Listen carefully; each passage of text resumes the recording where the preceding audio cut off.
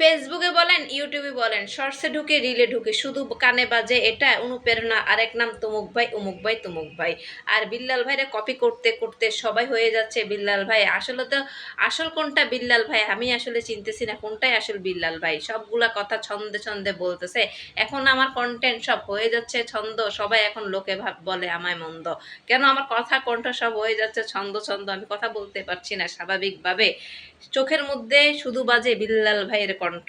বিল্লাল ভাইয়ের কপি করতে করতে সবাই হয়ে যাচ্ছে বিল্লাল ভাই। জামাই ব্যবসায়ী, বউ ব্যবসায়ী, কাপল ব্লগার, এখন সব উধাও, সব হয়ে যাচ্ছে কপি পেস্ট বিল্লাল ভাই।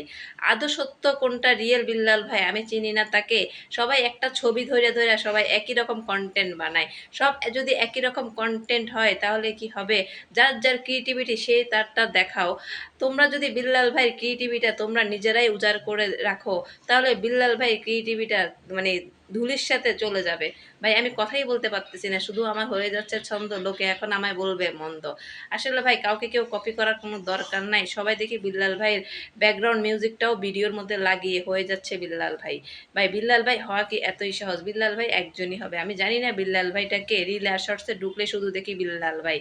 বিল্লাল ভাইয়ের অরিজিনাল পেজ আর আইডি কোনটা আমি জানি না। সবাই বিল্লাল ভাইয়ের মতন কথা কথা কাব্য মিলিয়ে মিলিয়ে করতেছে ছন্দ। বউ ব্যবসায়ী, জামাই ব্যবসায়ী, সবগুলো হয়ে গেছে উদাও।